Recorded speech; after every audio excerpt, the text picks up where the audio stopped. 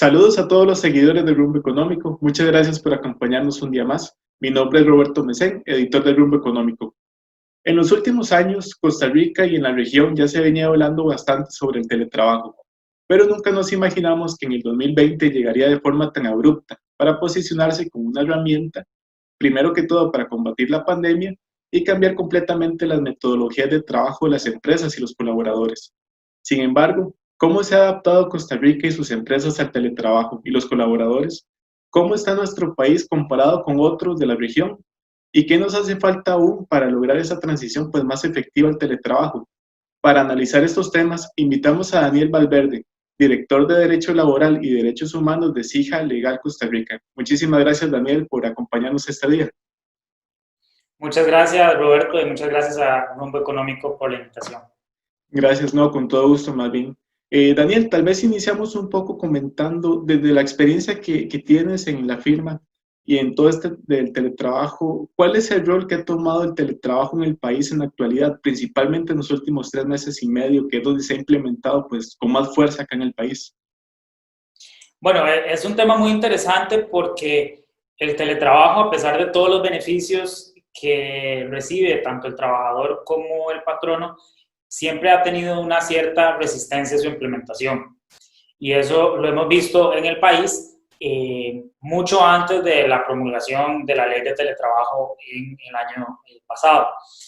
En realidad nunca ha estado prohibido la implementación del teletrabajo, inclusive mucho tiempo antes muchas empresas aplicaban esta modalidad con las reglas generales del derecho laboral, pero no es hasta el 2019 que tenemos una ley específica y no es hasta que inicia lamentablemente esta situación de pandemia que las empresas casi que por obligación y sin ningún tipo de planificación y sin ningún tipo de documentación, le tienen que decir a sus trabajadores, bueno, a partir del mes de marzo, que fue donde empezó toda esta situación de pandemia, nos vamos a teletrabajar. Y yo creo que una de las pocas cosas positivas que nos va a dejar esta situación de pandemia es exactamente que las empresas pueden verificar de propia mano que la implementación del teletrabajo no va a implicar una reducción en productividad, no va a implicar que los trabajadores no van a desempeñarse de manera ordinaria y que tampoco va a implicar de que los trabajadores no van a trabajar dentro del horario pactado. Y yo siento que esta situación pues, nos va a asistir a derribar esos mitos en torno al teletrabajo. Daniel, bueno, sé que, bueno, como usted lo comentaba, 2019 entró en vigencia la ley de teletrabajo, ya está el reglamento también. El gobierno también, el Ministerio de Economía, presentó una guía para que las empresas lo pudieran implementar. Pero a pesar de todo esto, Costa Rica estaba preparada para implementar el teletrabajo de la forma en que se hizo. Sí, yo diría que sí. En realidad lo que vino a hacer la ley fue proteger o dejar las reglas del juego claras cuando se implementa el teletrabajo. Por ejemplo, como antes únicamente teníamos normas generales del derecho laboral para regular el teletrabajo, pues empezaban a surgir ciertas dudas relacionadas a aplicar la modalidad. Por ejemplo, ¿cómo puedo yo fiscalizar el trabajo de mis colaboradores? ¿Cómo puedo yo verificar la hora de entrada y salida cuando no llegan al centro de trabajo, sino que trabajan desde la casa? ¿Qué gastos yo tengo que reembolsar que se generan en razón del teletrabajo? Y una de las más consultadas antes de la aplicación de la ley era si yo, una vez otorgaba el teletrabajo, podía derogar la modalidad posteriormente. Entonces, con la ley, lo que se vino a hacer fue como reforzar esa protección o tutela y ya con eso pues se le dio un poco más de seguridad a las empresas y los trabajadores que aceptan la modalidad. Entonces, ya desde un punto de vista legal, Costa Rica está 100% capacitado para aplicar el teletrabajo en las relaciones de empleo. Las únicas limitaciones que podríamos ver posterior a eso ya no son temas de mera legalidad, sino ya temas operativos. Como por ejemplo, si yo tengo un lugar en mi casa para poder teletrabajar, si ese lugar sigue las normas ergonómicas y de salud ocupacional que se me exigirían igual en el centro de trabajo. Por ejemplo, si yo voy a teletrabajar con una computadora, pues tener un escritorio, tener una silla, y también ya un tema un poco más general, pues la capacidad operativa del país de soportar la carga de que muchas personas ahora están teletrabajando y usan un ancho de banda un poco más, usan más el ancho de banda de sus hogares, y eso genera pues una presión en el sistema de internet del país. Entonces, legalmente estamos muy preparados, pero tal vez es en la aplicación práctica del teletrabajo donde podemos encontrar algunos retos todavía. En cuanto a esos retos, Daniel, por ejemplo, si como es tan nuevo acá en el país, muchas veces los colaboradores y las empresas pues tienen también esas dudas. En el sentido de la aplicación ya del teletrabajo para el colaborador, las empresas pueden exigirle ciertas cosas al colaborador que está en teletrabajo. Por ejemplo, que tenga que poner ellos un determinado ancho de banda, que tengan que tener determinado equipo, determinada accesibilidad, por ejemplo, la salud ocupacional, que es muy importante, que tengan que tener un escritorio determinado. Eso se puede pedir por parte de la empresa al colaborador. Sí, y eso es muy importante porque hay que recordar que cuando usted aplica o implementa el teletrabajo, ninguna de las obligaciones de la relación de empleo se suspenden o son limitadas. Lo único que cambia en realidad es el lugar donde yo desarrollo la actividad. Pero eso implica que todas las normas, por ejemplo, de salud ocupacional, siguen aplicando. Y el primer obligado a que se cumplan las normas de salud ocupacional es la empresa. Entonces la empresa sí puede decir, bueno, usted necesita estas cosas para que usted pueda ser elegible a la aplicación de teletrabajo. Y aquí es muy importante que las empresas también tengan estos criterios de elegibilidad para que los trabajadores teletrabajen. Entonces, por ejemplo, si usted necesita cierta antigüedad para usted aplicar el teletrabajo, si usted necesita pues un espacio separado de la casa para teletrabajar, si usted necesita determinada velocidad o determinado ancho de banda. El tema es que si usted no cumple estos requerimientos para aplicar a esta modalidad, a este beneficio, pues entonces no se aplica la modalidad, porque hay que entender también que el teletrabajo, en el sentido que está regulado acá en Costa Rica, es una modalidad voluntaria, y voluntaria tanto para el empleador que la desea aplicar como para el trabajador que también la desea implementar. Okay. Daniel, estaba leyendo también que Exija Legal, junto al Instituto Panameño de Derecho y Nuevas Tecnologías, realizaron un estudio, un análisis de la situación actual del trabajo en toda la región. ¿Cómo se encuentra Costa Rica en cuanto al teletrabajo comparado con los otros países de la región en este momento? Bueno, eso es muy interesante porque en Centroamérica, antes del 2019, Costa Rica fue el primer país en promulgar una ley de teletrabajo. En realidad lo que se hacía a manera general en la región era aplicar los principios generales del derecho laboral que ya mencionamos para implementar la modalidad. ¿Qué estamos viendo ahora? Ahora lo que estamos viendo es que cada país está empezando a regular el teletrabajo de una manera particular. Entonces, por ejemplo, en Panamá ya está promulgada una ley de teletrabajo con sus consideraciones específicas distintas a la ley costarricense.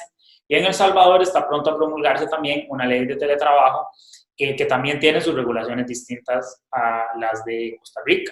Entonces, eso va a generar que las empresas de alcance regional van a tener que revisar su normativa de teletrabajo para adecuarse de manera independiente en cada país o buscar un estándar mínimo que cubra toda la región si desean implementar la modalidad a nivel regional.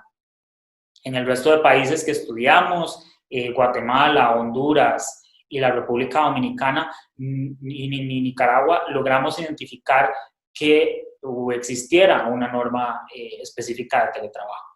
Entonces aquí seguimos aplicando las normas generales de derecho laboral que aplican en esos países para implementar la modalidad si ese es el deseo de la empresa.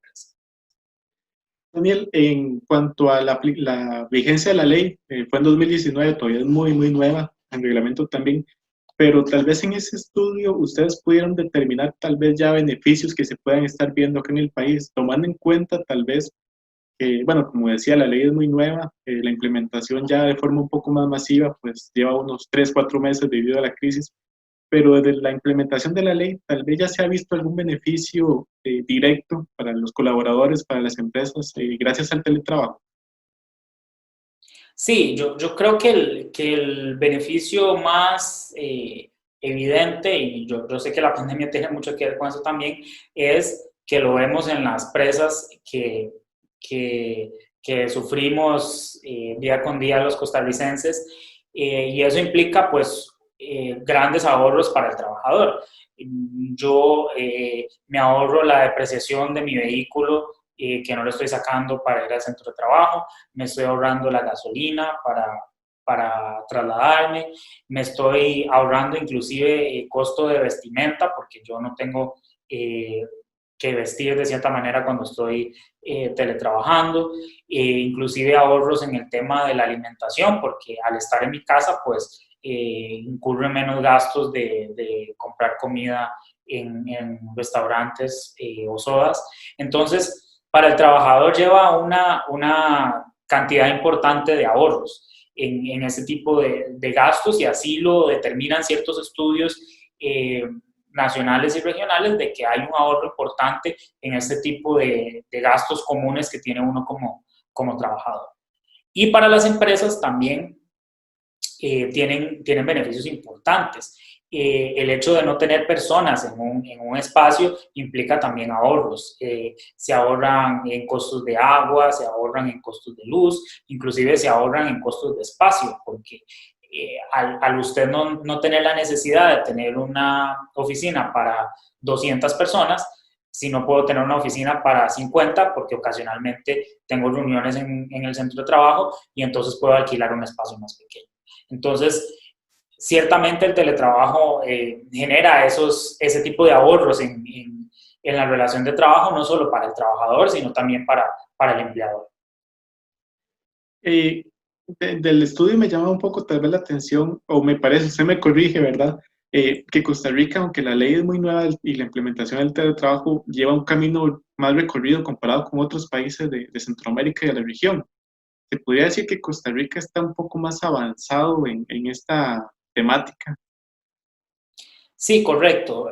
Costa Rica todavía se mantiene en la vanguardia en estos temas de la implementación del teletrabajo. Inclusive en Panamá y en El Salvador, que ya están en camino a tener una ley nueva, vemos que ni siquiera ni siquiera hay antecedentes judiciales respecto a la aplicación de la modalidad de teletrabajo.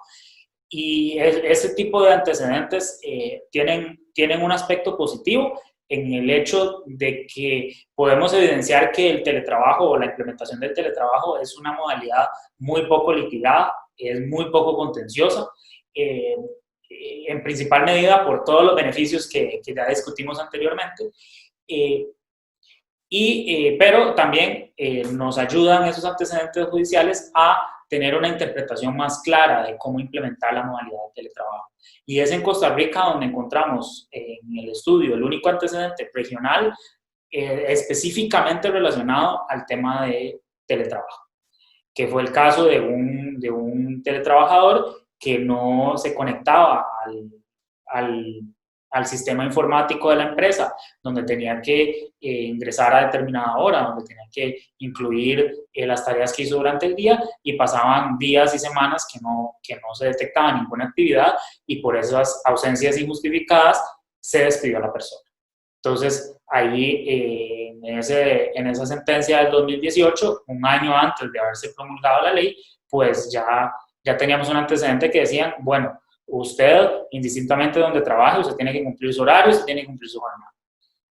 Entonces ahí vimos cómo se robusteció la aplicación del teletrabajo, inclusive sin una ley. En ese sentido, Daniel, me llama mucho la atención. Bueno, no sé si una empresa, si la ley exige que una empresa tenga políticas internas en cuanto al teletrabajo y sus colaboradores que están en esta modalidad, pero siento yo que sería bueno que las empresas también puedan tenerla, porque este caso, esta sentencia que usted nos comentaba, pues es un reflejo de que el lineamiento dado por la empresa y que el colaborador lo conozca a ciencia cierta, pues va a facilitar mucho más esa relación. ¿Qué tan conveniente es que una empresa tenga esta política interna, la comunique de buena manera al colaborador para mantener esa adecuada relación? ¿Y qué elementos debería tener esta política interna de acuerdo a su experiencia? Bueno, para todo tema de derecho laboral siempre es importante tener una regulación interna. Y en el caso de teletrabajo, no solo es importante, sino que también es una obligación que establece la ley cuando usted desea aplicar la modalidad. El teletrabajo requiere no solo de esta política interna, sino de un adendum o una adenda al contrato de trabajo suscrito para implementar el teletrabajo. Y aunque la ley únicamente especifica que esta política interna tiene que ser para establecer el mecanismo para revocar el teletrabajo o para establecer el procedimiento para investigar si el trabajador generó daños a las herramientas de trabajo, lo cierto del caso es que estas políticas deberían tener mucho más que eso. Por ejemplo, hablamos anteriormente de la importancia de tener criterios de elegibilidad en las políticas de teletrabajo. Por ejemplo, que yo ponga que solo puedo implementar la modalidad si yo ya tengo 3 meses de laborar en la empresa. O si yo aplico de que usted no debe tener sanciones por ausencias o llegadas tardías para aplicar el teletrabajo. O si usted necesita un mínimo de internet en su casa, si usted necesita un teléfono celular para las llamadas, para mantenerse en contacto, entre otros. Entonces, esos criterios de elegibilidad son muy importantes en las políticas.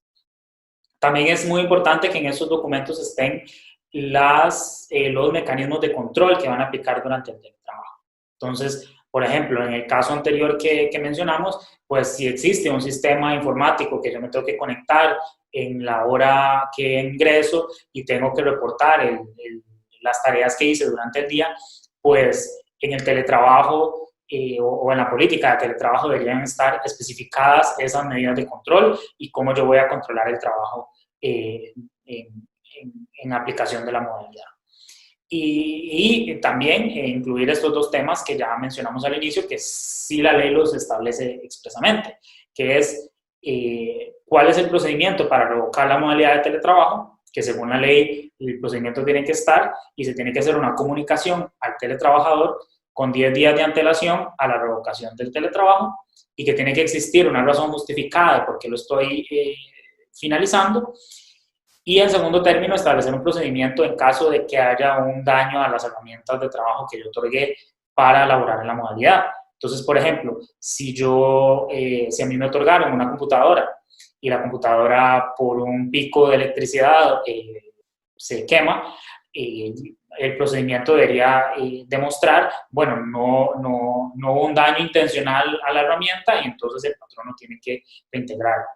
Pero si yo estaba teletrabajando y tenía un vaso con agua a la par de la computadora y por un error mío se cae y la computadora se daña, ahí sí hay una responsabilidad del teletrabajador de reintegrar el daño ocasionado. Entonces, esos son a grandes rasgos los temas más importantes que deben aplicar en una política de teletrabajo. Claro que hay muchos más, como la confidencialidad de la información que pudiera tener, el tema de que si existen gastos reembolsables durante el teletrabajo, como el tema de si tengo que pagar un servicio adicional de internet, quién es el que paga esa diferencia, o si el teletrabajo necesita un equipo informático, electrónico que gasta mucha electricidad, pues si el patrono es el encargado de pagar esa diferencia de mi consumo normal de electricidad. Entonces, todos esos temas que pudieran surgir, que son particulares de cada empresa, deberían estar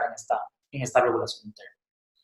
Claro, porque también pone sobre el papel pues todas las reglas del juego y le queda claro a ambas partes para evitar cualquier conflicto más adelante. Daniel, en el adendum que comentabas que hay que firmar para la implementación del teletrabajo entre el colaborador y la empresa, ahí se pueden adicionar obligaciones nuevas tanto para el trabajador como para la empresa, o debe mantenerse siempre el mismo contrato laboral que ya se venía dando, nada más que cambiando la metodología de trabajo, por decirlo de esa manera. Yo creo que razonablemente van a cambiar algunas obligaciones de la relación de trabajo porque a pesar de que la gran mayoría de ellas no van a cambiar por implementar la modalidad, lo cierto del caso es que sí existen nuevas obligaciones en el teletrabajo. Por ejemplo, cuando yo trabajo en la empresa, parece o no parece tan importante establecer la obligación en el contrato de que usted tiene que estar disponible durante las horas de trabajo porque mientras usted está en el centro de trabajo, usted está disponible y presencialmente usted le pueden dar órdenes o lo pueden buscar o puede ir a una reunión. En el teletrabajo, por ejemplo, esa obligación es mucho más importante, porque como usted está trabajando a distancia, sí existe esa obligación de estar disponible para el patrono dentro de su horario de trabajo. Y entonces, esa obligación, por ejemplo, esta que estamos usando de ejemplo, es trascendental en el teletrabajo y parece que no fuera tanto si estoy trabajando de manera presencial. Entonces, sí se pueden establecer o reforzar obligaciones que ya se contienen en el contrato de trabajo, pero especificadas a la nueva modalidad que se va a implementar. Y Daniel, desde su experiencia legal en la firma, en ESIJA, ¿cuáles son las principales consultas que los clientes que ustedes tienen les trasladan? Porque, bueno, para todos es algo muy nuevo el teletrabajo, como hemos venido conversando. Entonces, ¿cuáles son esas principales inquietudes, tanto desde el punto de vista de los colaboradores como desde el punto de vista del patrono? La principal consulta que nosotros tenemos de las empresas son particularmente dos. Una que ya respondimos de que si era necesario tener una política interna o documentación interna para implementar el teletrabajo. Y la respuesta a eso es sí. E inclusive nosotros entendemos que esta situación de pandemia ocasionó que muchas empresas obviaran todos estos requerimientos legales y simplemente dijeran de la noche a la mañana, bueno, a partir de mañana se aplica el teletrabajo, aquí está su computadora, labore como si fuera un día normal. Pero sí es importante tener toda esta documentación por lo que hemos discutido de que es en realidad la hoja de ruta o marcar la cancha de las reglas del juego en la implementación de la modalidad. Y la segunda consulta más recurrente en estos temas es la relacionada a quién es el que tiene que reembolsar los gastos generados durante el teletrabajo. Y en eso, lamentablemente, la política o la ley costarricense no es tan clara. La política establece de que se puede hacer un reintegro de viáticos y gastos reembolsables, pero también hace una regulación un poco extraña de que tiene que existir un mecanismo de medición de la electricidad que se utiliza durante el teletrabajo. Entonces, no dice expresamente el patrono tiene que regularlo, sino que tiene que existir un método de medición. Y el método de medición no sabemos si aplica para los teletrabajadores que podemos llamar ocasionales, esos que trabajan 1 o 2 veces por semana, versus a un teletrabajador que trabaja con tiempo completo o que si tiene, por ejemplo, un equipo o necesita un equipo importante para teletrabajar, que sí necesita un consumo de energía importante. Diferente a lo que yo considero que es la gran mayoría de teletrabajadores del país, que casi que todos laboran nada más con una computadora portátil, que su consumo de electricidad puede ser mínimo. Entonces, lamentablemente a esa consulta no tenemos una respuesta concreta y lamentablemente esos son los vacíos que estamos viendo inclusive en los países donde tienen ley. También en Panamá y en El Salvador se genera esta discusión de qué gastos yo tengo que reembolsar sobre el teletrabajo y me parece con una mala técnica legislativa en nuestros países no se establece de manera clara, bueno, el patrono o el empleador tiene que reembolsar estos gastos de manera específica. Entonces, de nuevo, queda interpretación de las partes qué gastos se reembolsan y qué gastos no se reembolsan. Muchas veces pasa que una ley se elabora, se desarrolla desde el punto de vista teórico nada más, pero hasta que ya está ejecutándose en la práctica, pues realmente nos damos cuenta qué es lo que debe ir variando, qué es lo que debe irse mejorando. Con estos 3, casi 4 meses de ejecución del teletrabajo en el país y tal vez viendo experiencias internacionales que ustedes conozcan, ¿qué es lo que hace falta todavía para mejorar la ley y fortalecerla mucho más acá en el país? Ya comentabas algo que es muy importante, la parte de los gastos que se deben de reintegrar, pero ¿qué otros elementos se podrían implementar en la ley costarricense para fortalecerla todavía más y dar esa mayor seguridad jurídica todavía? Claro, yo soy de la apreciación de que la ley del teletrabajo costarricense fue pensada únicamente en el teletrabajador que lo es así durante toda la jornada de trabajo y durante todos sus días de trabajo.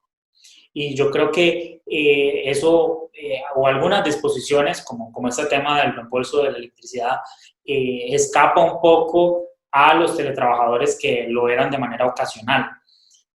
Por ejemplo, el teletrabajo que yo considero es el más común, es el teletrabajo que otorgan las empresas como beneficio, en el sentido de, bueno, se puede teletrabajar 1 o 2 días por semana. No es un teletrabajador que labora todos los días en la casa. Y yo siento que sí deberían existir regulaciones distintas ante este teletrabajador ocasional versus a un teletrabajador que lo hace durante toda su jornada, porque ahí podemos ver diferencias, por ejemplo, en el tema de gastos o en el consumo de electricidad. Mientras un teletrabajador ocasional usar una computadora un día por semana no va a generar un gasto significativo, tal vez una persona que sí tiene que trabajar todos los días de la semana sí puede generar un gasto significativo. Entonces, yo siento que esa es como la falencia principal de la ley, de que fue pensada en ese teletrabajador que trabaja todos los días y no en la modalidad más común, al menos antes de la pandemia, que era trabajar 1 o 2 veces por semana. ¿El teletrabajo llegó para quedarse a Costa Rica? Definitivamente. Yo siento que como hablamos al inicio, la modalidad es muy beneficiosa para las partes. Hemos hablado de que es una modalidad muy poco contenciosa. Las personas no se quejan por enviarlas al teletrabajo. Pueden haber discusiones sobre estos temas de los gastos o de la forma de aplicarla o sobre los criterios de elegibilidad, pero al fin de cuentas las personas evidencian que el teletrabajo es una modalidad beneficiosa para las partes. Y eso es bastante importante porque al existir este beneficio en las empresas, las personas también generan ese nivel de permanencia. Es un beneficio adicional al salario, a las jornadas, a otro tipo de beneficios de que la gente también ya está viendo teletrabajar es beneficioso. Y claramente yo creo que ya no vamos a ver un paso atrás en la implementación y vamos a ver cómo las empresas van a seguir aplicando esta modalidad ya de manera permanente, inclusive después de haber pasado esta pandemia. Y me imagino también que en los próximos meses pues se va a ir viendo una mejora en la ejecución de la implementación y una mejor comprensión todavía por parte de los patronos como de los colaboradores, o eso es de esperar también, ¿verdad? Daniel, nos va ganando un poco el tiempo. Este tema es para analizar y conversar por mucho más todavía, pero lamentablemente nos gana un poco el tiempo. Pero antes de ir cerrando la conversación, me gustaría que le pudieras dar como esas principales recomendaciones desde tu experiencia, desde lo que has visto desde el punto de vista legal, a los colaboradores y a los patronos para que ellos puedan ir mejorando pues ese proceso de teletrabajo con el país. Bueno, la principal recomendación a los trabajadores es entender que la modalidad de teletrabajo únicamente lo que modifica es el lugar donde yo desempeño mis labores. Todas las obligaciones que yo tenía trabajando en la empresa se mantienen vigentes. El teletrabajar no implica que yo tengo el día libre. Teletrabajar no implica que yo tengo que laborar, que no tengo que respetar los tiempos de descanso en mi jornada de trabajo. Y eso es lo más importante de entender para los trabajadores. Yo tengo que cumplir un horario, yo tengo que cumplir una jornada, yo tengo que cumplir mis tareas y existen obligaciones porque estoy en una relación de trabajo y por eso me pagan salario. Esa Esa es la recomendación principal para los trabajadores, que cumplan sus obligaciones durante el teletrabajo. Y para los patronos, la principal recomendación es documente de manera apropiada la aplicación de la modalidad. Ya hemos visto que la ley exige una política interna, ya hemos visto que la ley exige un adendum al contrato de trabajo cuando se aplique el teletrabajo, y la ausencia de todos estos documentos van a ser 100% imputables a la parte empleada. Entonces, para que usted pueda tener un control y una fiscalización de sus teletrabajadores, es importante que usted tenga toda esta documentación para tener claras las reglas de juego, como hemos hablado en varias ocasiones. Entonces, sí es importante tener toda esa documentación. Si no las tiene porque la situación de emergencia lo obligó a aplicarlo de manera rápida y sin ninguna planificación, es importante que en estos meses se actualice su normativa interna en ese sentido y así dejar claro cómo se implementa la modalidad en su empresa. Perfecto, Daniel, pues un tema sumamente interesante, sumamente valioso en este momento para tanto empresas como colaboradores, un tema país que como decías bien, llegó para quedarse, que va a ir evolucionando todavía mucho más en su ejecución y en su implementación. Muchísimas gracias por este tiempo, Daniel, y muchas gracias por todas estas recomendaciones que le diste a los seguidores del Rumbo Económico. Muchísimas gracias, Roberto, por la invitación. No, con todo gusto, y tienes las puertas abiertas del Rumbo Económico. Conversamos con Daniel Valverde, director de Derecho Laboral y Derechos Humanos de SIJA Legal Costa Rica. Le agradecemos nuevamente por ese tiempo, por la conversación, y le agradecemos también a todos los seguidores del Rumbo Económico por acompañarnos un día más. Y les recordamos que si desean encontrar información de valor, los invitamos a ingresar a www.rumboeconómico.net y encontrarán toda la información de economía, negocios y finanzas que requieren para la toma de decisiones. Muchas gracias y buenas tardes. Buenas tardes.